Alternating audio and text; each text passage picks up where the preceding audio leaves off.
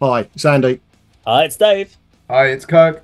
Welcome to the A.D.K Rock and Metal channel, and today we are checking out a band that we have checked out before, but not in this formation. So the band is called Quarter After Three, and they were formerly known as Motion Device. Now, Motion Device we have reviewed a couple of times. At the point where they became Quarter After Three was when their guitarist left, which left them with the singer, bass player, stroke pianist, and the drummer. So the main family members from the band. So they've then spent the last sort of year working on it. Now, the fact that they have not replaced, they did decide that they were going to go in a bit of a different direction from their kind of hard rock vibe, Black Sabbath-y vibe. So this is the first single. It's a visualizer. The song's called Just Like You. Actually, I think this is the second one that they've done, but this is the most recent one that came out, Just Like You. So I have really no idea. I know that she's got a very cool, creepy, eerie vocal delivery that she did, very 70s female front lady kind of vocal vibe. So yeah, really looking forward to see what this is all about. But with no guitars, I have no idea where this is going to go. So yeah, let's go check out Quarter After Three and Just Like You.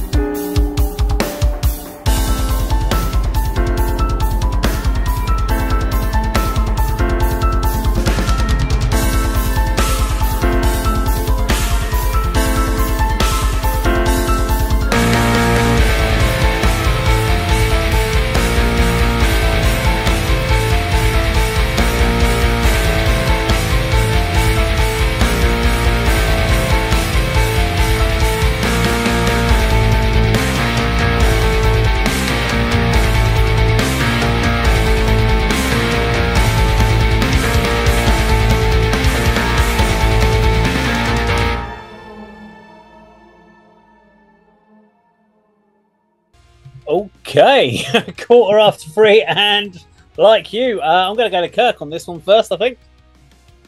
Yeah, the songs we've covered in the past I've enjoyed by this band. They have elements of doom metal and grunge Yeah, and experimental rock music in there, even a bit of post rock. So you said that so it's Sarah Menoudarkis, the vocalist, and you've got Andrea on keyboards, her sister, and then I mentioned David is the drummer. is the drummer, yeah. And I was thinking, well, are there going to be no guitars in there? So they either one of them has played guitar, they've drafted someone in and done a great job because they've just used a simple guitar riff, and that song doesn't need to rely on guitars. So There's no guitar on that, I don't think. It's it's a keyboard guitar effect. Is it a guitar effect? Right, okay. Yeah, I think it's a keyboard guitar type part, and there's a heavier doomy bass. So yeah. Andrea, it served it well. If not, you could get a guitarist in to play it live.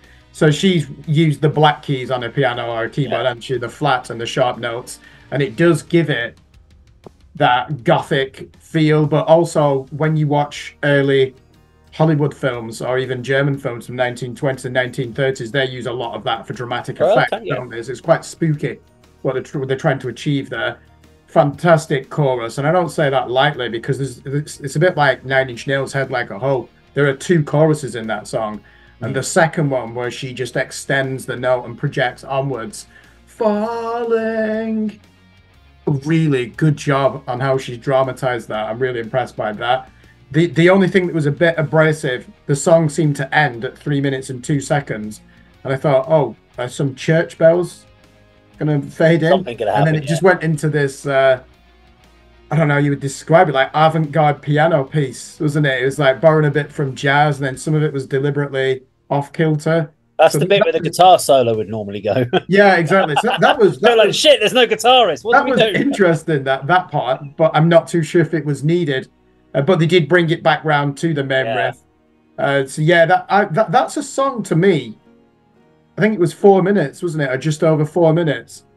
It somehow it felt longer, but that did not diminish my experience. I enjoyed it, and this band have always had progressive elements to their music anyway, haven't they?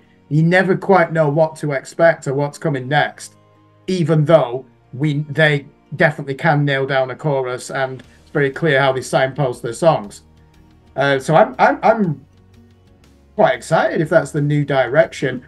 It reminds me of another Canadian band called Stolen Babies, and I bought their last album, and the drummer is Gil Sharon, who was formerly in Dillinger Escape Plan and Marilyn Manson. He's been Marilyn Manson's drummer over the years. So this band he's in, Stolen Babies, I can't remember her name. They've got a female vocalist, and they do something quite similar, like spooky pop music with elements of metal and goth and post-punk. And the singer in that band has done some work with Devin Townsend as well. So I wouldn't be surprised if Stolen Babies are still together. This band, 3:15, would be an ideal touring partner. They probably know each other as well. So yeah, that was I didn't know what to expect. And what I did hear certainly gives me a reason to go and listen to the next EP. You said this is their second single, so we need to review this record, I think, don't we, really? When it comes out, yeah. What about yourself, Andy?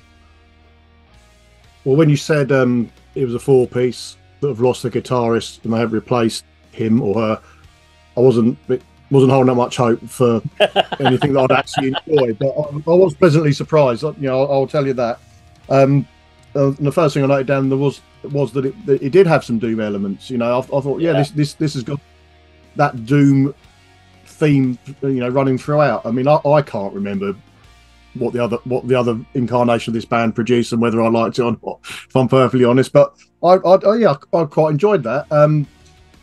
I'll bow to your better knowledge, Kirk. I mean, I've noted down that the piano, the keyboard parts, which sounded to me, whether it was a true piano or true piano sound.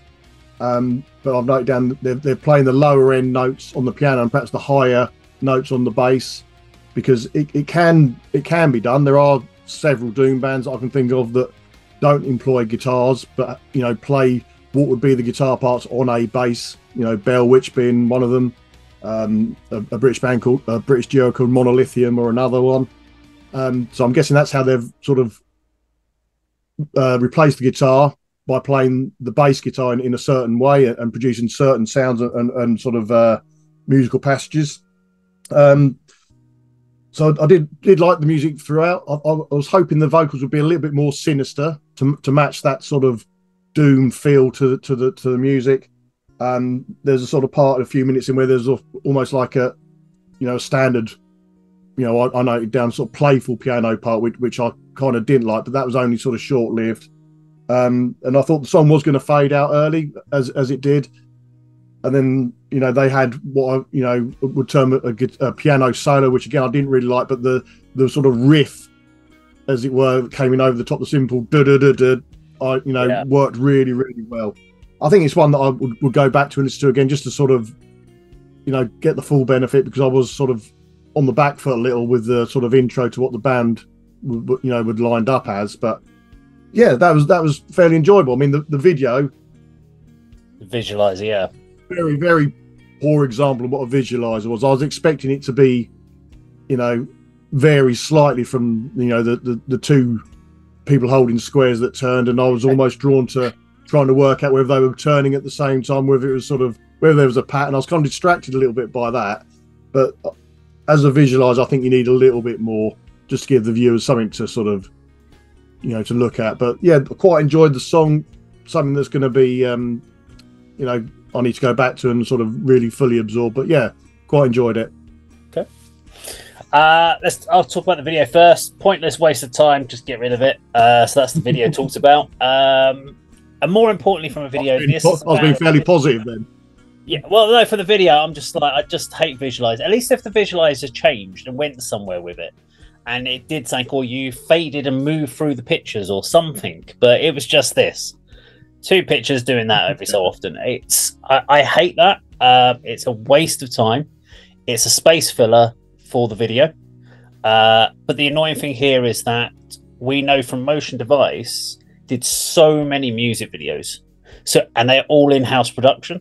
So we know that they can do that from the Motion Device days. So there must be a reason why they've decided to go down a visualizer route. It may be because of the fact that there's bass, piano, which Andrea's playing. If she's playing both of those on that track, she can't do that in a video. Now, I thought Sarah was learning guitar, from my understanding, which was one of the reasons why it was taking so long, was that she was going to learn to play some bass guitar, some of the core guitar parts. Because obviously the question was going to be, with it being 3:15, were they going to come out, and if they went out and played shows, were they going to be playing Motion Device songs? Because originally there was two guitarists in Motion Device, so you kind of then have this issue with now no guitarist. How can you even play any of your old songs? The track itself, though, I kind of got, the doom elements, kind of a bit of prog in there as well. I had to smile to myself as it got to that last section when the piano came in and we're having double kick on the drum over a piano piece. I'm like, okay, this has got to be the first time I've heard someone doing double kick drumming with a piano just playing. I'm like, okay, that's different. That's new. Did enjoy it, but do you know what? I don't know if it was the same as me. Andy, you were the same as me when you were listening to that first part. When it was like, down, down, down. You're going, I can hear the guitar in my head. I can hear a real heavy, doomy guitar playing over the top of that going. And I'll be at the front just like, fucking hell, yes. I think they need a guitarist. They just got to go and get a guitarist in the band just to weighten that up. They don't have to. I mean, it's their band, but I think they could do so much more with that. It's a great track on its own, but I would like to hear a guitar, just a heavier guitar over the top of that, just even though it's just playing those chords, fatten it out, make it sound even beastier than it is. Vocally, really enjoyed it myself. I don't need it to go any more sinister than it is. I think she sounds more tormented when she sings, which I like. Not that I like to hear people sounding tormented, but not in my personal life, but I do like it on the song. So there you go. If you enjoyed our video today, please do like, share and subscribe, and we'll see you on another video sometime very soon. Take care.